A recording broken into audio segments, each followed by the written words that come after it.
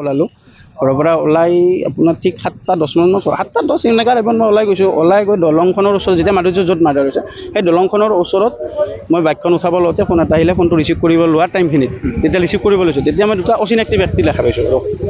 ল'ৰাই বেছি ডাঙৰ ল'ৰা নহয় আৰু মাধুৰ্যহঁতৰ সেনেকুৱা বয়সৰে ল'ৰা আৰু সিহঁতক দুটাক দেখা পালোঁ। দেখা পাই মই সিমান এটা ভবা নাই। মোক দেখি সিহঁতে তাৰমানে এনেকুৱা দেখাইছে যে অলপ ভয় ভাৱ এনেকুৱা দেখিছে আৰু মই আৰু লক্ষ্য নকৰিলোঁ। মই ঠিক গুচি গ'লোঁ ঘৰৰ পৰা। ইয়াৰ পৰা মই গুচি গ'লোঁ। তাৰপিছতে মোক অলপ পিছতে ফোন আহিলে 15-20 মিনিট পিছত যে মাধুৰ্যৰ কিবা এটা আছে, তই জল্দি আহ।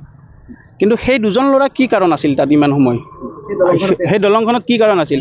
আৰু ফাৰ্ষ্ট কথা কি সেই দুজন ল'ৰা যে থাকিলে তাতে এই দলংখনত সিহঁতে কি কাৰণ আছিল ইমান সময়? আৰু অসম পুলিচক এটাই বস্তু বিচাৰিছোঁ যে সেই জেগা সেই ঠাইখিনিত 15-20 মিনিট বা 30 মিনিটৰ পৰা কোনোবাইতো অবজাৰ্ভ কৰি আছে।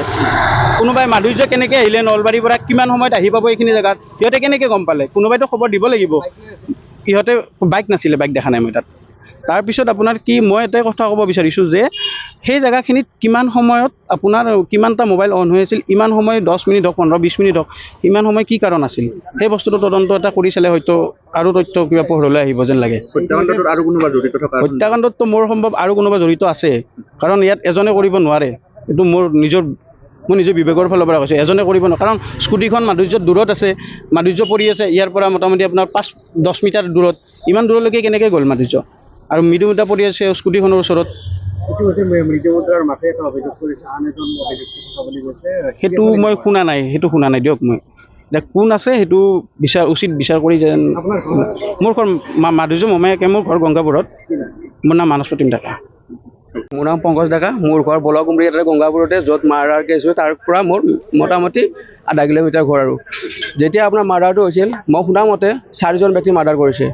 আৰু 4জন ব্যক্তি যেতিয়া মাৰ্ডাৰ কৰিছিল, 2জন বঙালীয়ে সেই ৰাস্তাটোদি মানে য'ত মাৰ্ডাৰ হৈছিল সিহঁতে কাষেদি মানে পাৰ হৈ গৈছে। পাৰ হৈ গৈ পিনে আগৰ এটা চকত জনাই দিছিল যে তাতে 4টা ল'ৰাই মাৰ্ডাৰ কৰি আছে, এজন ল'ৰা আৰু এজন ছোৱালীক মাৰ্ডাৰ কৰি আছে। যেতিয়া চকত কথাটো জনাই দিছিল, আগৰ এটা চক আছে এইটো ডঙৰিপাৰা চক বুলি কয়, ডঙৰিপাৰা যাবই নালাগে, বৈঠা ভাঙা চকটো, বৈঠা ভাঙা চকত জনাই দিছিল কথাটো। যে জনাই দিয়াৰ বিনিময়ত তাৰ পৰা এখন বাইকে 2জন ল'ৰা আহিছিল, মানে কি মাধুৰ্য আৰু মৃদুমতাৰ ওচৰত গিলা আহিছিল এক্সিডেণ্ট স্পটত চাব আহিছিল। কিন্তু ল'ৰাকেইটা অলৰেডি পলাই গুচি গৈছে। কিন্তু মাধুৰ্যটো সেই পিছত তাতে টেক কৰিছিল। মৃদুমতাক বহুত আঘাত দিছিল, তাৰ বেজ হৈছিল। সেইখিনিতে পাইছোঁ। এতিয়া হিতেশালী নামটো শুনিছোঁ, কিন্তু এতিয়া সেইখিনি টাইমত আমি ল'ৰাকেইটা দেখা নাই, প্ৰথম কথা দেখা নাই। কিন্তু নামটো মই শুনিছোঁ, হিতেশালী নামটো শুনিছোঁ। এতিয়া কিমানখিনি তথ্য সত্য কিমানখিনি তথ্য একান্তি সচিত্ৰ তদন্ত হ'ব লাগে। এতিয়াতো 4জন মই অলৰেডি শুনা পাইছোঁ একো চকত। মই চকত যাই থাকোঁ মই চকত শুনা পাইছোঁ 4জন ল'ৰা আছিল। বঙালীকেইটা দেখা পাই চকত কথাটো জনাই দিছিল। মইতো শুনা পাওঁ, মই নাই দেখা। মই যেতিয়া মাধুৰ্য স্পট হৈছিল তেতিয়াই মই আহি পাইছোঁ। ফাৰ্ষ্টটো মই আহি পাইছোঁ স্পটত।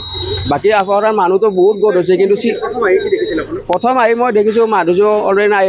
তাক মই বুকুত এনেকৈ হেঁচি দিলোঁ, নাই বাবু বুলি মাতলোঁ, বুকুত হেঁচি দিলোঁ, নাই তাৰ মাত বোলে নাই।